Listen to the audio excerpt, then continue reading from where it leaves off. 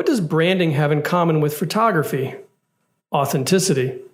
On today's Marketing Essentials podcast, we speak with Kim Fuller, a professional photographer and mindfulness expert who helps entrepreneurs reveal their authentic self in order to engage and build trust with their clients. 7, 6, 5, 4, 3, 2, 1.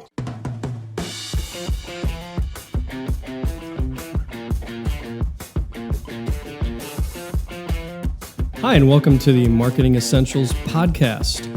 Our unique team helps small businesses grow by providing essential marketing expertise.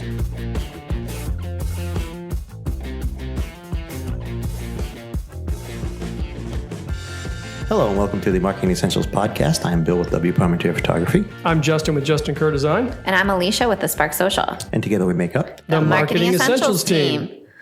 All right. Welcome to the podcast. Today we have a guest, and we're always very, very excited to have guests because they bring in their knowledge and expertise. Today we're talking to Kim Fuller. She's a graduate of the Rhode Island School of Design right here in Little Rhodey, and she has been a freelance photographer for over 30 years. She's an author, TEDx speaker, and a student of Buddhism and mindfulness. Her mindfulness method, called the Art of Pause, helps her clients prepare for portraits or branding sessions. Kim has found that mindfulness and photography have a lot in common, as both invite us to look carefully inwardly and outwardly. She's also a mother of 3, and she likes to give hugs. Oh, yeah. Welcome. Can we expect a hug at the end? An air hug. Yeah. We're going to do air hugs today. Okay. Welcome, Kim. How are you? I'm fantastic. Thank you for inviting me. Awesome. Yeah. So, mindfulness and photography. Just to jump right in. Yeah. Give us a little definition about, how do you bring mindfulness into your work and what you do? I think photography came first, actually. Okay. It was kind of interesting. And I didn't put the two together until much later. But I think the practice of taking an image is a very mindful practice on its own, because you're looking through a very focused area. We're going to use a lot of photography metaphors today, just right. so if you want to go, yeah. Bill's very excited. I'm personally fine with that. I know, I'm you're okay. fine. You probably do that all the time, Bill. Be careful, though, because you can wander into puns. Well, we can go there. It's all right. I can handle that. Justin doesn't do well with that. Yeah. So we're going to also fit into a little square box. We're going to look through a little square box. But that art of really being in a creative space of looking for something in particular or waiting for something to show up in the lens is even a better way to be mindful while you're shooting. I've done that for so many years. And then when I started studying mindfulness and Buddhism and the relationship around being present and in the present moment, I realized, wait a second, I've been doing that for a really long time, but just through the lens of the camera. The biggest difference was that with photography, I was looking outward. So I was really framing up my world in a very particular way outside of myself. The mindfulness piece was taking that information and seeing how my internal world was exploring it and processing it and then responding to it. In most cases, reacting to it, but with practice, I've been able to respond to it. So, I might see something out in the real world with the camera and decide I want to document it. When I'm doing that, I'm often projecting my own stuff into it to decide how I want to frame it, how I want the image to look. I'm making up all kinds of things about it before I'm even really clicking that final button. In the internal version of that, it's the mindful photography piece is really practicing trying not to make any judgments about what I'm shooting and just see for the sake of seeing, and then letting that image be what it's going to be without trying to interject with all my judgments around it or my conditioning and just take the shot. Mm-hmm. I'll get into more of that later if you want, but essentially that's the back and forth mindfulness side of the photography and the internal practice. Very cool. Yeah. Wow. So 30 years professional photographer. And you said the mindfulness thing came later. So when did that sort of roll into the way you worked? Yeah, it's a funny story, and I didn't put this down originally for you guys to talk about, but I was actually on a photo assignment when I discovered Buddhism and mindfulness, and I was getting ready to document a lecture by the Dalai Lama, and it was at Salve Regina University, and I'd photographed for them for many years. But this day, I was not given the assignment that I thought I should get, which was, sitting with the Dalai Lama while he's having lunch with the Sister Therese. And then at the last minute, I was told, while I'm under this tent of thousands of people, that I had to sit in a seat. I couldn't even get up and move around when he was entering the tent and greeting everybody. And I was like, well, what's the point, And so what the bleep? Yeah, what the bleep? Oh, that's one of those things where push a button. Intern. I was all in my ego head, and as he came into the tent, I was really starting to feel this energy of like, whoa, what, who is this guy? How is he affecting all these people? And even though I was frustrated by having to sit in the seat, he ended up, because I was there, shaking my hand. And in that moment of shaking his hand, something crazy magical happened. And I think I experienced what pure love is for the first time. It was like he was piercing right through my eyes into the head and the soul and the whole thing. So I was like, oh, what was that? And so in hearing him speak and all of that, I kind of got into this mode of, all right, I was not here to take pictures. I was here to learn about this because something is happening for me. And so that's when it all began. So that was about 12 years ago. Okay. That's cool. And then about 2 years after that, my greatest spiritual teacher came along, and that's what my book is about. So it's that interaction with people that we don't always expect that have the biggest influence on us.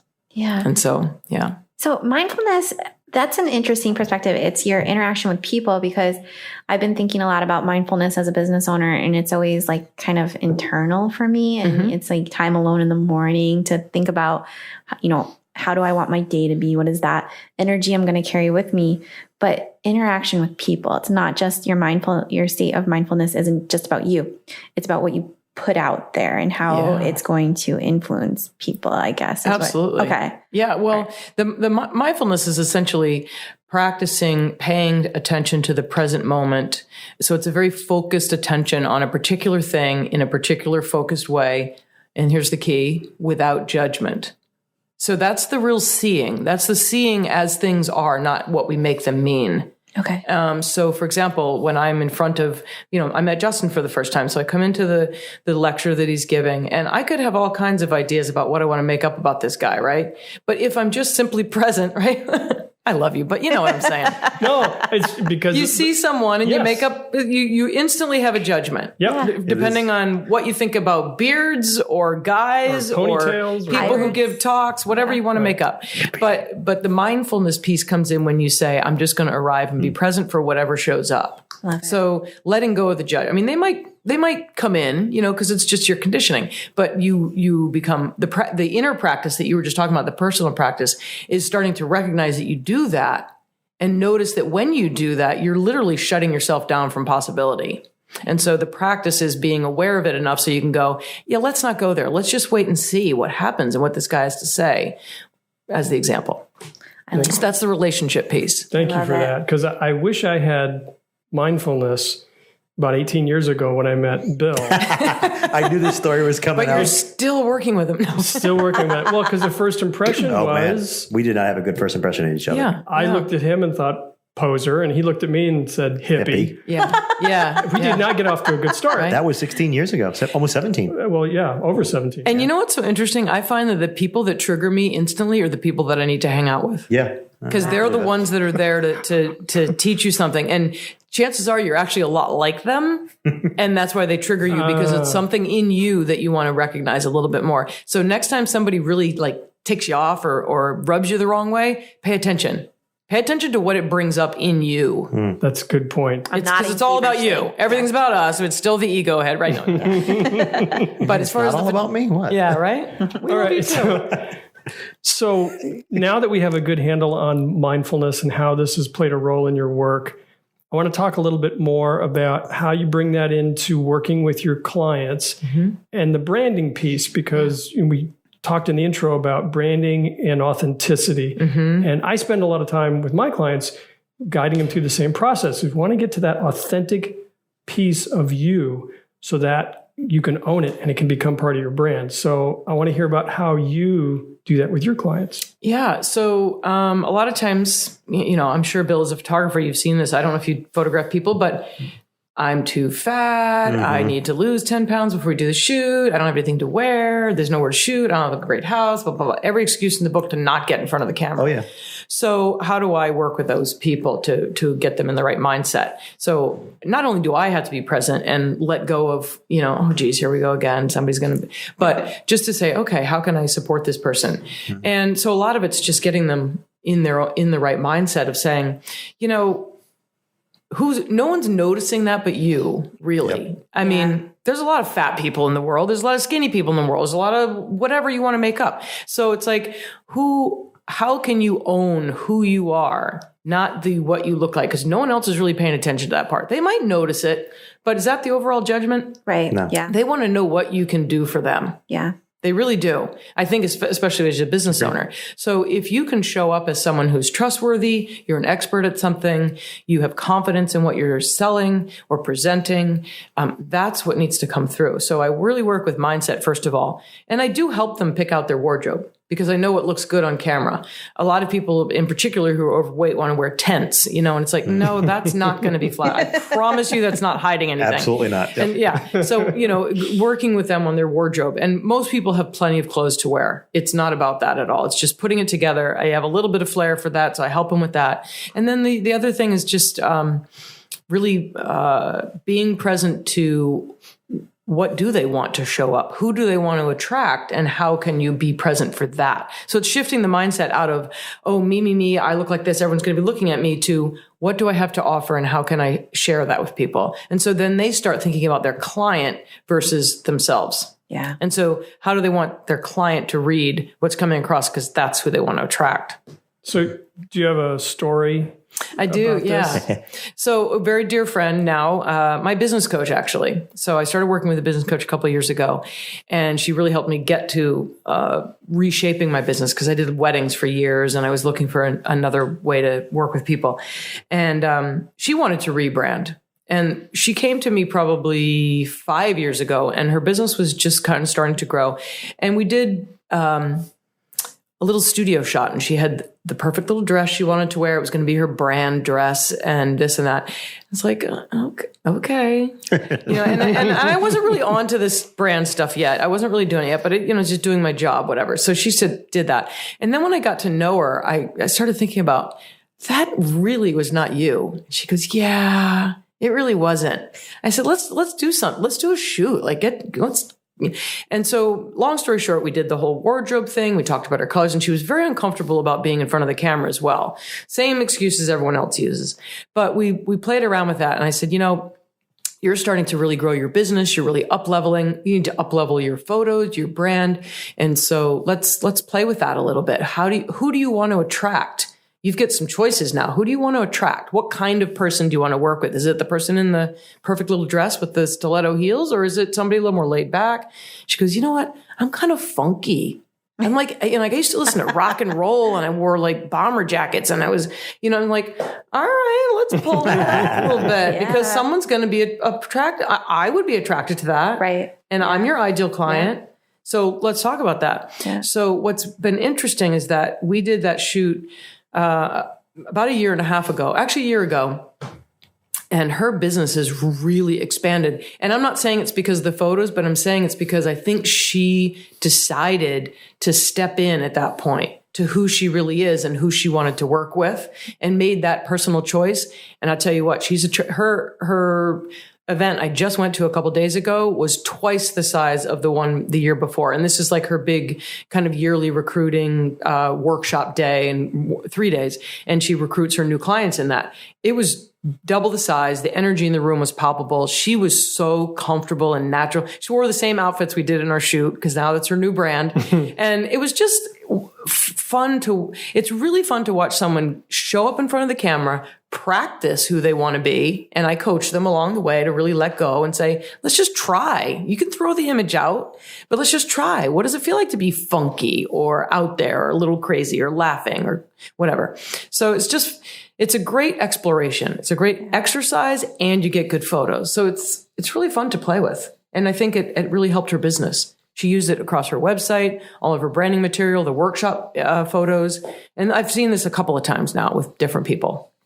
I freaking love it. Like, that's just powerful right there. So when she stepped into her own, more people showed up. That's right. When she showed up to be herself, more people showed up at her event. She got so many comments when she started posting the pictures on social media, like, oh my gosh, that's so you, Jeannie. And oh my gosh, you look so happy and so beautiful. And because she was really just comfortable and laughing and natural, and they were different. She was celebrating. We were out around Newport. It was just a more specific way to show herself than just sitting on a white bed with a laptop and a coffee cup. I just want to gag. I'm with you. Like, is that what it means to be a coach?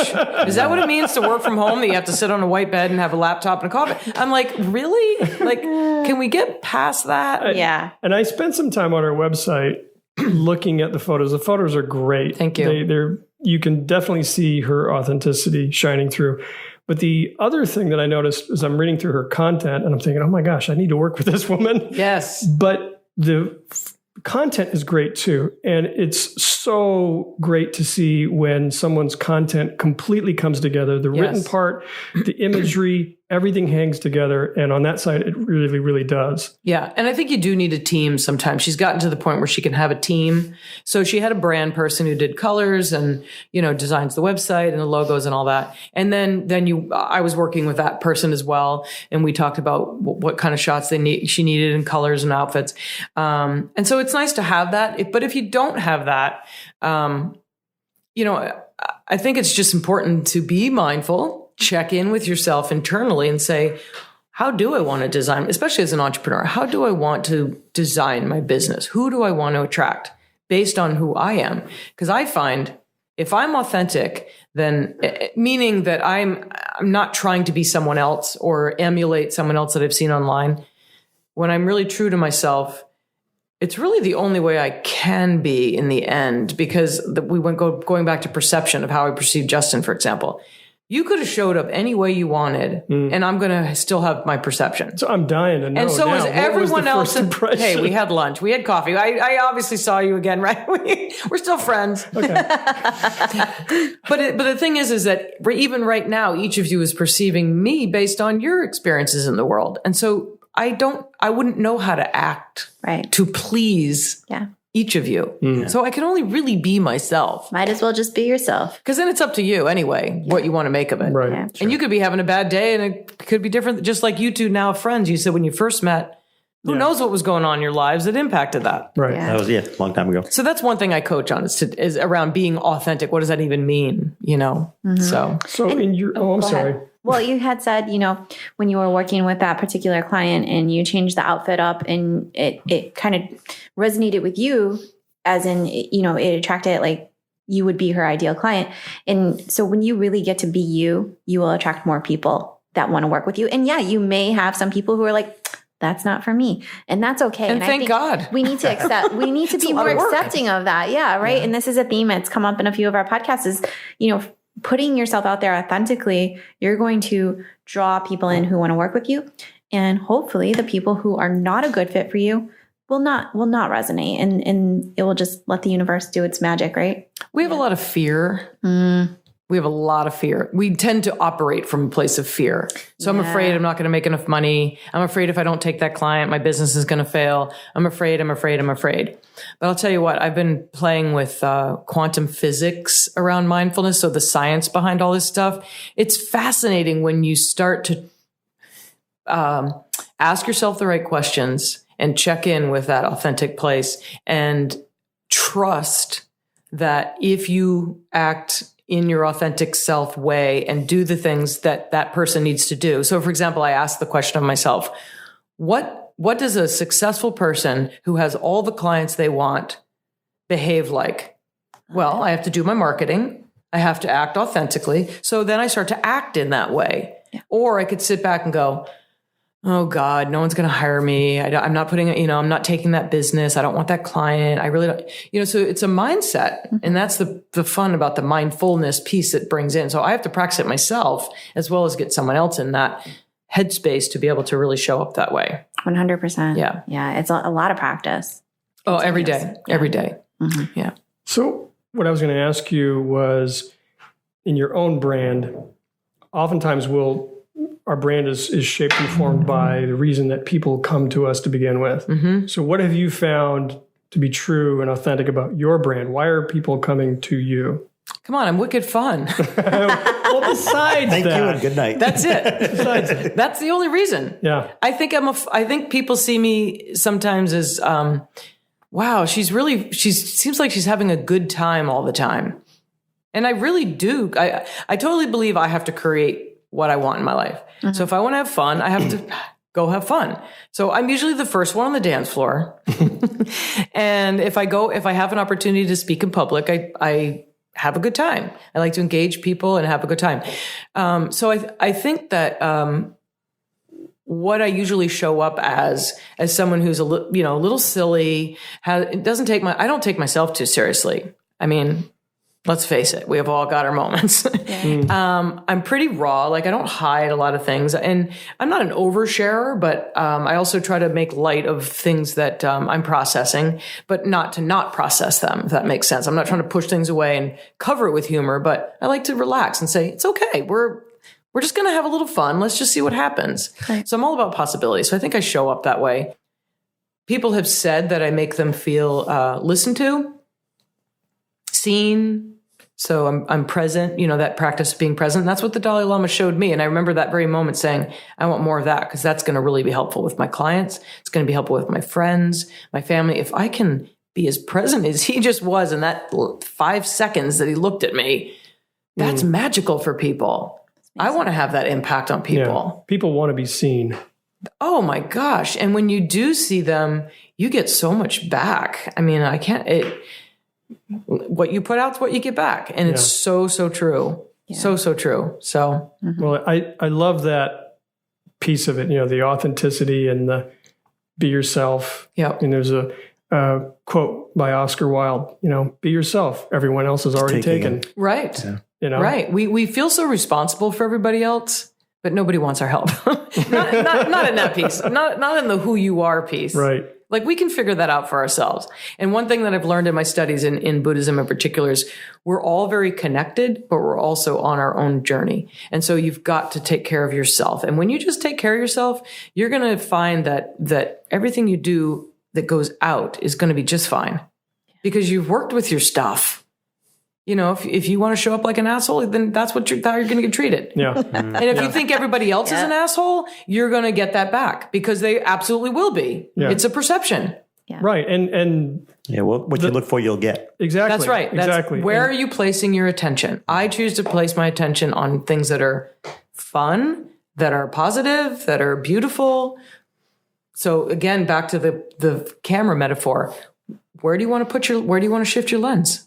Right. Where's your lens focused? And I think helping people through photography do that is very powerful. I mean, not just to a branding piece, but to their own development as entrepreneurs, their own personal development, helping them shift their focus. Yes. Right. And seeing themselves in a different way. Yes. Is powerful. Seeing themselves as they are. Like sometimes people go, I was talking with another photographer the other day and she said, I had a woman come into my studio and said, I'm not going to like any of your pictures, just saying. So just a heads up, I'm not going to like any of your, but what she meant was I don't like the way I ever see myself. Right. And so as photographers, that's a bit of a challenge. Yeah. How would you start that session? Yeah. So it's like, well, are you sure you want to be here? Yeah. Exactly. But yes, that piece is really huge. And I worked with a project called the Revelation Project for a couple of years and it was all about women exploring who they are through the lens of the camera. And it was a powerful project. And I continue that, of course, with my, if someone hires me for an empowerment photo shoot, but I feel like they're all empowerment shoots. Any brand shoot I do is an empowerment shoot. And what's so fun is that they don't look like typical brand photographs, so they stand out a little bit more. People are attracted to the feeling that's coming across in the pictures. So hopefully someone's stopping on that swipe dial that we're on, right? They go, oh, yeah. That's a fun picture, or oh, that's a great feeling. It's that whole is it Maya Angelou? It's not it's how you make them feel. Whatever the beginning part is, but people won't remember what you did for them, but they will remember how you made them feel. That's right. Yeah. Right. I totally get that because I've been to a lot of photography sites, and you just do the swipe. You're like, "Yep, seen it, seen it, seen it, seen it," And some of the things that I've seen on your site is like, oh, wait a minute, that's different. Thank you. You know, yeah. And it's one of those things you can't put your finger on it, but you know there's something different about it. I think everyone should discover what their superpower is. And I think mine is that I really see people. Being a Navy brat, maybe moving around a lot, meeting new people. I don't know what it was, but I really see people. And there's that little brilliance that's in them. That's something that's magical, whether it's humor, whether it's a little intensity. And I love to bring that out. Just absolutely love to bring that out because I think it's their superpower. And then when they can see that and tap into that, they go, whoa. And then they start acting from that place. Then they just light up. And if more and more people are doing that, we're just going to have a bunch of brilliant lights living in the world versus people who feel isolated, disconnected, not worthy, whatever. Yeah. So I'm on a mission. I'm on a really big mission and I'm sticking to it. That's awesome. One of the things I love about the way you work with people in photography is it's almost the completely opposite direction of the whole selfie thing. Yeah. Cool. You know, people taking selfies because they want to present themselves in a certain way. That's most of the time not authentic. Yeah. You know, it's fake, it's filtered. Yep. But what you're doing is you're bringing that true essence out. Yep. Yeah. There's nothing worse than being in a photo session and having a client that wants to be portrayed a certain way and you know that's not them just from and you sit there going, I can take these photos, but you're not going to be happy with them because you're trying to be something you're not. I had a family photo session about 4 weeks ago now, and they wanted it to look like this certain Pinterest board and but that's not you guys. That's not what you are. That's not what you are as a family. That's not who you are as individuals. And I was like, oh man, this is like pulling teeth because of that. Yeah. You know, going into it going, okay, I can possibly get you close to where you want to be, but it's not going to be what you want in the end. I don't know what site I was on the other day, but it was a photographer who does family photos. Yeah. And he had the section where he posted the photos that he took in between the photos that the families picked. Yeah. And I was like, these are the authentic families. Well, that's what I tell my clients when I sit down with Christmas them. Card. Is what I'm looking for is the photo in between the photos. That's right. And that's why you have to be present. Yeah. Going right back to that is you have to always be present to what's really happening. Because there's the thing we make up, right? We'll throw you guys together. But it is, I was just going to say that, those moments in between, where I used to say, okay, if I'm going to do a group shot, I'll formulate it and then I watch it fall apart. Yep. And that's when the magic happens. Yep, exactly. When everyone's like, shuffling around or like they look over at each other, what are you doing? And, watching their kid. And those are the moments where you go, that's the family. What's the world record for how fast that fell apart? 5 seconds? About 30 seconds probably. I don't know as it ever came together really, but Now I did an engagement session not too long ago and they got it right off the bat. It was like, look, just have fun, pretend the camera's not there. Yes. Yeah. And they loved the photos. It was and they were amazed by it. It's like, great, because you were being yourself. Yeah. You weren't hiding from something or someone by hiding behind who you thought people wanted you to be or what you looked like. So do you think social media gives people a perception of like how, like Bill was just saying, like this family saw this photo on Pinterest and they needed to be that family? Do you think social media, while it's a great place for us to be ourselves, sometimes we see other people and we're like, this is who I should be because I'm a life coach and I need to be this way? Or that's what I think my business coach may or may not have done, but I'm assuming did for a very long time, when she was watching what other businesses were doing because she was growing hers. And so of course you kind of do that. You do your research and you look around for what other people are doing, but then she realized that it's not working for her. Yeah. She couldn't, she's a very heart-centered person to begin with. And I think she used to call herself one woo instead of I'm woo woo. She was like, I'm just one woo. I can't go woo woo. She's totally woo woo now. Yeah. And she's owning it, which is great. Yeah. She was only one woo back then.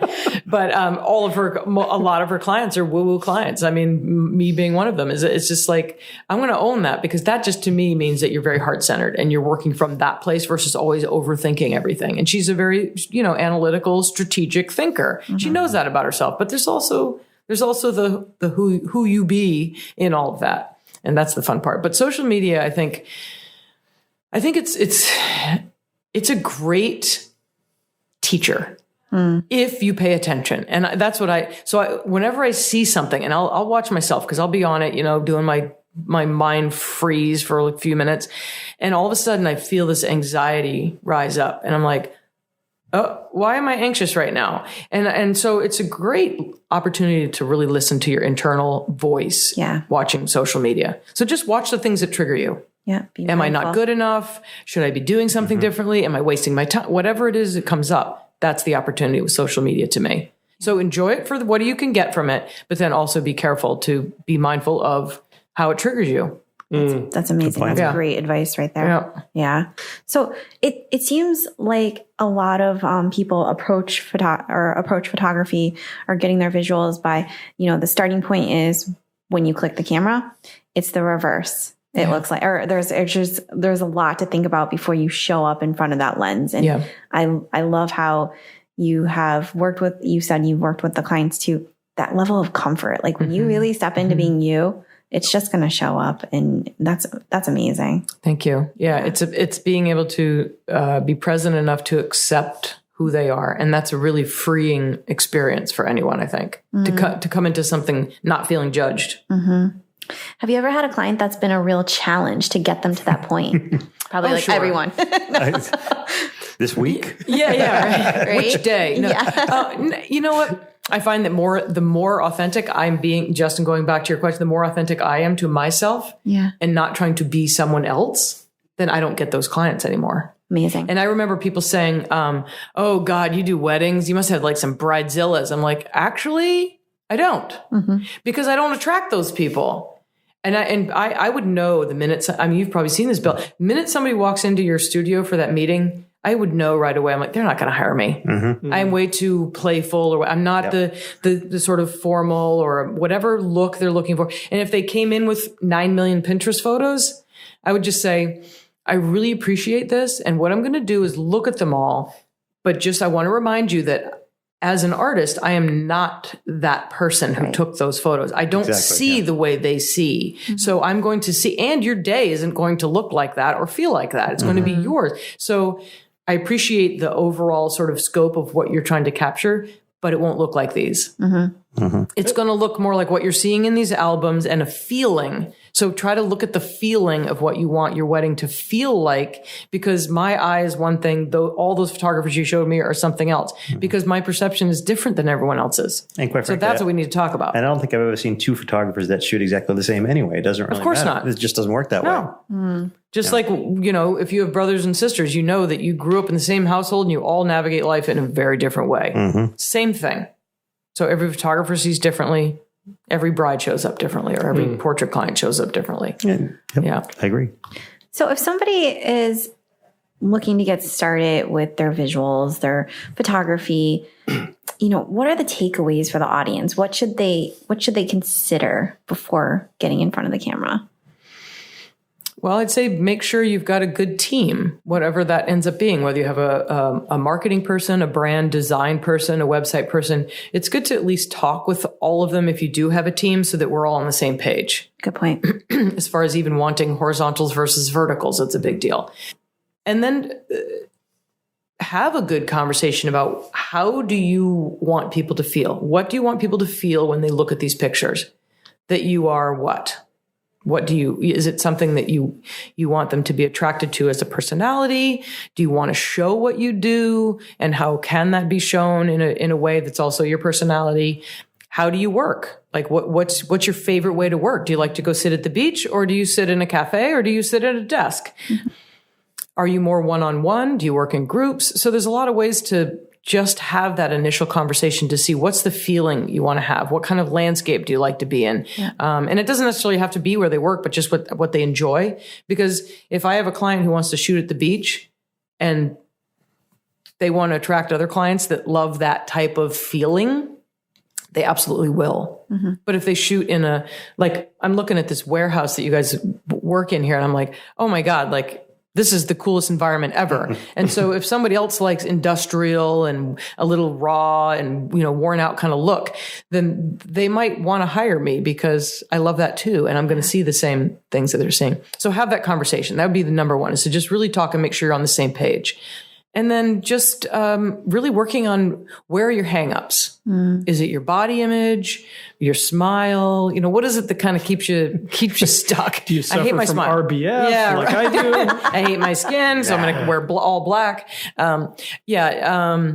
Get the particles down. So the what you're going to wear, the location, so that there's not a lot of flail the day of or trying to make decisions the day of. So get all your decision making out, but then let it unfold as you go too. Because a lot of stuff can come up really organically and you fall into something, go, oh yeah. So you want to be a little flexible. But I think setting sort of a storyboard out is really helpful. So like we're going to start here, we're going to wear this outfit and this is the background. And again, with a looseness to it. And then trying to show up knowing that you've got everything in place. There's nothing to do but just be here. Yeah. And enjoy being photographed. And honestly, it doesn't take that long for somebody to unfold when you've got all that other stuff in place. It's beautiful to watch. I used to say it's like watching a little tiny rosebud that's all tight in there. It's all the petals are really close and they're sucked in. And then by the end, it's like all of a sudden you see somebody just start to bloom. And by the end, it's like, here I am. And we used to say that with the Revelation Project that I mentioned before. We'd see these women, we're like, there you are, you just showed up. And it's like they just sort of let go. And it's like they're oozing light. It's amazing. It's beautiful. That's awesome. Yeah, it's really cool. beautiful. It is awesome. Yeah. Well, I'm sure we could talk to you for hours about this. Yeah, I got a lot. No, I'm just kidding. No. And I still got more to learn. Imagine that. But we do appreciate you coming on and just at least giving us an introduction to the whole mindfulness, being authentic, and how the work that you do just helps people get more in touch with who they really are and be able to market themselves more effectively. Yeah. Pirate. So powerful. Thank you. Right? That's right. I'm working for you. Right. That's good. Oh yeah. No, the journey that you talked about, I absolutely took that journey. Yeah. And when I finally got to the point where I wasn't afraid anymore, that's when I could step into it. Yeah, and you can work with other pirates. I mean, how fun is Absolutely, that? Yes. So if someone wanted to get in touch with you because they needed to tap into that authenticity, how would they do that?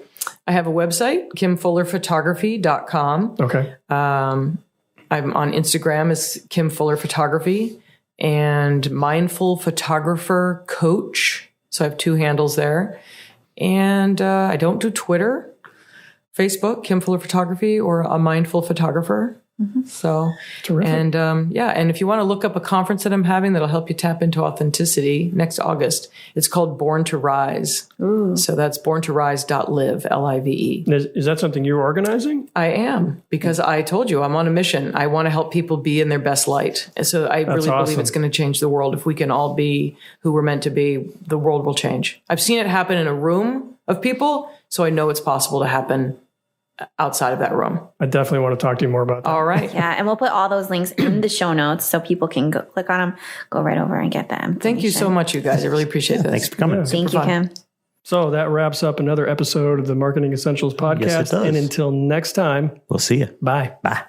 Thank you for joining us today. And as always, you can find the back episodes of our podcast on Apple Podcasts. And you can also find us on our YouTube channel. Both of them are the Marketing Essentials team. You can find us on the web at marketingessentialsteam.com. And if you subscribe through our website, you'll receive a weekly email and letting you know when each episode has been published. Also, you'll receive a link to subscriber-only content. You can also find us on Facebook in our private Facebook group. Just search Little Roadie Marketing Support Group. It's a great place for other marketing professionals and business owners where we can share marketing advice, challenges, and general trends. Hope to see you there.